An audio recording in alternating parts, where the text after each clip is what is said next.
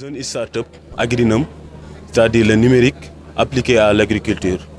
Nous avons par exemple comme l'objectif d'éliminer toutes les machines archaïques, c'est-à-dire les anciennes machines, comme les semoirs, les machines de labourage, les machines de désherbage.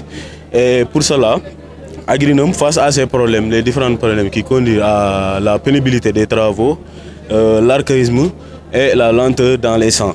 C'est face à ces problèmes, Agrinum propose un semoir semi-automatique et qui est contrôlable via une application mobile.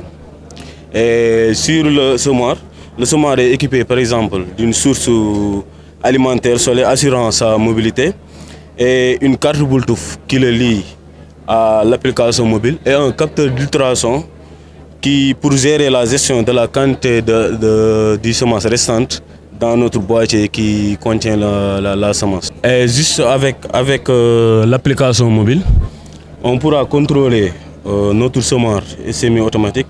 L'application est là, installée dans notre téléphone. C'est-à-dire l'Agrinum, c'est-à-dire le numérique appliqué à l'agriculture. Et nous avons 4 boutons, par exemple, pour gérer le déplacement du robot. Et on peut même le faire grâce à un truc vocal.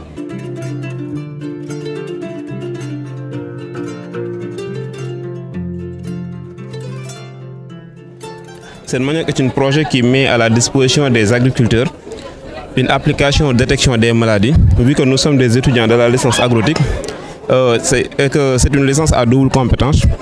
On a des compétences en agronomie, de même qu'en informatique. Ce sont ces compétences qui nous ont permis de développer une application qui permet de détecter les maladies des spéculations, comme vous le voyez ici sur l'image. Et que ça se base sur la prise d'image que l'application va analyser grâce aux outils de la machine learning afin de nous spécifier sur la pathologie dont souffre la spéculation en question. Mais l'application ne se limite pas sur ça, mais il y a une autre interface où l'application nous donne des méthodes de remédiation adaptées aux différentes langues comme le français et le wolof. Vu que certains agriculteurs ne se sentent pas à l'aise sur la langue française, c'est pour cela qu'on adapte les méthodes de remédiation aux différentes langues locales comme le wolof qui est déjà disponible dans notre application. Comme vous voyez, voici l'interface de notre application. Voici aussi les explications que l'application prend en compte.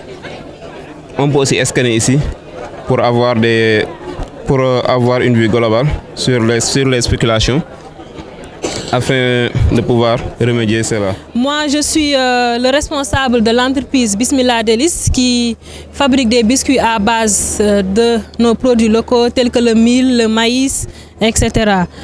Nous avons aussi notre entreprise Zena qui fabrique des produits à base de moringa comme ce savon et aussi des pommades faites avec des produits naturels et aussi du poudre de moringa. Nous sommes dans la zone de Kaolack où l'agriculture maraîchère est un peu défavorable. Partant de ça, à cause de certains problèmes comme la salinité des sols, il y a le manque d'eau, les attaques, mais en plus des coups de chaleur sur les plantes. C'est pour cela que nous, en tant que des jeunes,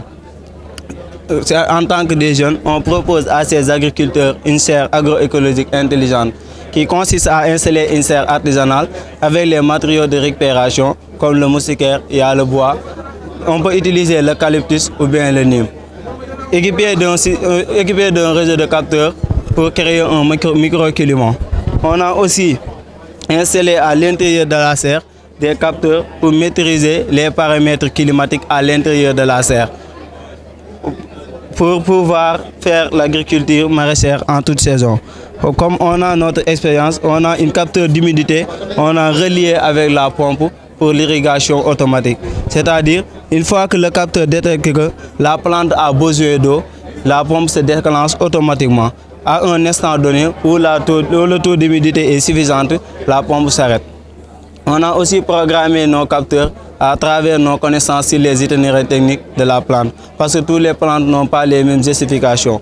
On a aussi notre application pour visualiser toutes les données de la serre, pour pouvoir maîtriser, pour pouvoir contrôler la serre en fait.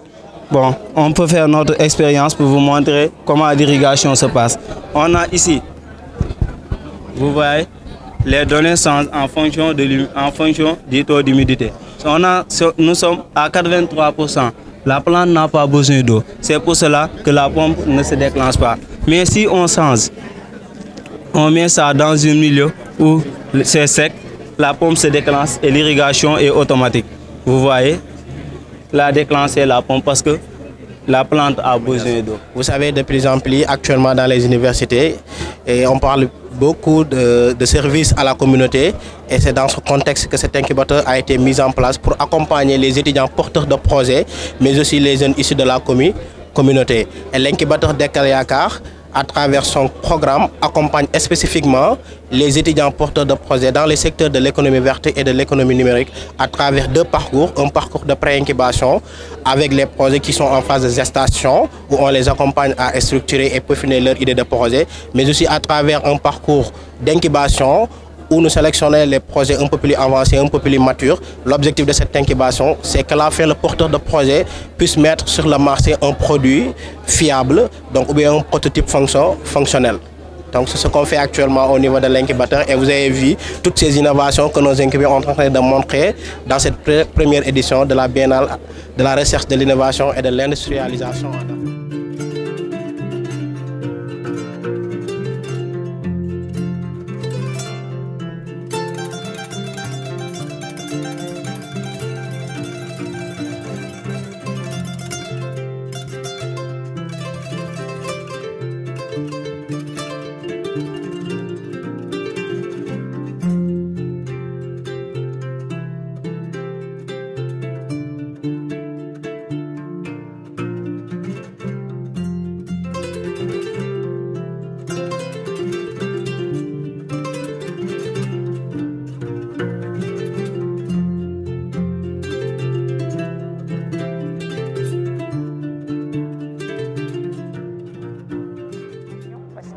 Au niveau des UCN, comme on l'a toujours dit, apprendre rime avec entreprendre.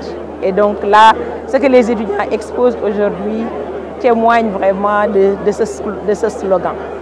Donc vous avez vu les biscuits à base de céréales locales, vous avez vu les additifs alimentaires. Donc au lieu d'utiliser les bouillons avec des produits chimiques, c'est des additifs alimentaires avec les produits d'horticulture.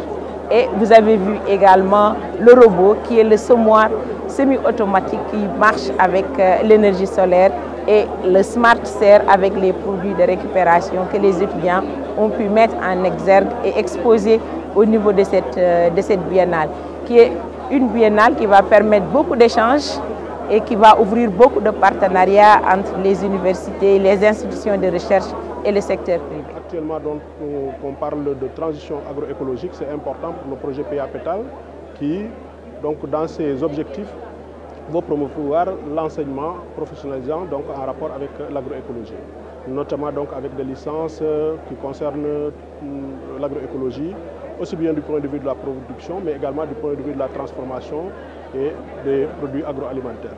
Et c'est pour ça que c'était très important d'être là et participer. Mais au-delà de notre participation au niveau du projet, nous sommes impliqués aussi dans l'organisation, mais également dans l'animation des sessions.